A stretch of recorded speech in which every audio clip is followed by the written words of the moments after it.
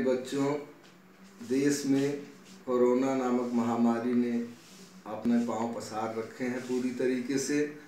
ऐसे में जब लॉकडाउन है और सभी बच्चे अपने अपने घरों में बंद हैं, ऐसे समय में ऑनलाइन शिक्षा की सरकार ने जो व्यवस्था की है उसके तहत आज मैं बच्चों को कहानी कला के जो तत्व हैं उनकी समीक्षा के बारे में आप लोगों को बताना चाहता हूँ। कहानी कला के कुल 7 तत्व होते हैं। एक तो कहानी और उसके बाद में कला, 2 शब्दों से इसका निर्माण हुआ। कहानी समय व्यतीत करने के लिए मानव समाज की एक विधा है जिसको सुनकर मनुष्य अपना समय व्यतीत करता है और शिक्षा अर्जित करता है। उस कहानी के कौन कौन से कलात्मक तत्व हैं जिसमें उसकी गुणवत्ता और अधिक बढ़ जाती है, उन्हीं तत्वों को कहानी कला के तत्वों के नाम से हिंदी साहित्य में जाना जाता है, जिनकी कुल संख्या 7 है। मैं आज आप लोगों को बताऊंगा कि ये जो 7 तत्व हैं उनमें क्या होता है और कौन सा ऐसा काम किया जाए जिससे उनमें और निखार आ सके। तो कहानी कला का पहला तत्व है कथानक। पूरी कहानी का दारोमदार कथानक पर आधारित होता है। कहानी का कथानक चूंकि विस्तृत होता है तो जब हम उसके तत्व की समीक्षा करते हैं तो इसमें हम संपूर्ण कथा को संक्षिप्त रूप से कुछ लाइनों में व्यक्त करने का प्रयास करते हैं और इस बात का उसमें ध्यान रखा जाता है कि कहानी का कोई अंग समीक्षा करते समय छूटने न पाए। और इसका दूसरा तत्व है पात्र और चरित्र चित्रण।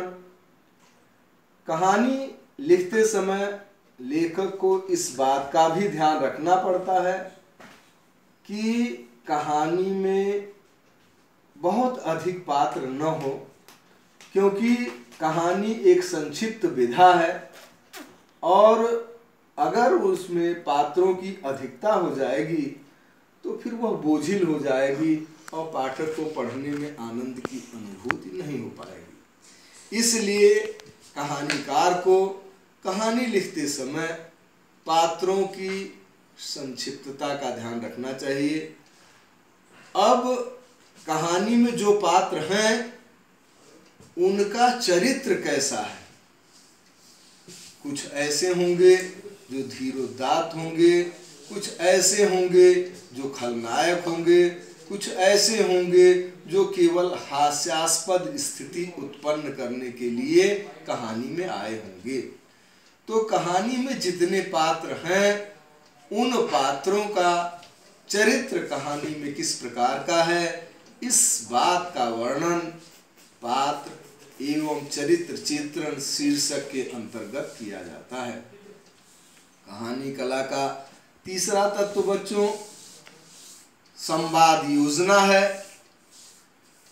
कहानीकार को कहानी लिखते समय इस बात का ध्यान रखना चाहिए कि जो संवाद हैं वो बहुत अधिक क्लिष्ट एवं लंबे न हो, क्योंकि रंगमंच पर बोलते समय जो अभिनेता है वह उसको आसानी से याद कर सके और रंगमंच पर सरलता पूर्वक उसका उच्चारण कर सके। यदि कहानी के संवाद लंबे होंगे तो उन्हें याद करने में भी कहानीकार और अभिनय चित्रण करने वाले को दिक्कत होगी और बोलने में भी। इसलिए कहानी कला का जो तीसरा तत्व संवाद है, इसको लिखते समय कहानीकार को इस बात का ध्यान रखना चाहिए कि संवाद लंबे एवं क्लिष्ट न हो। अब कहानी कला का चौथा तत्व देश काल और वातावरण है। बच्चों, जो भी कहानी लिखी जाती है वह कहानी किस देश पर आधारित है?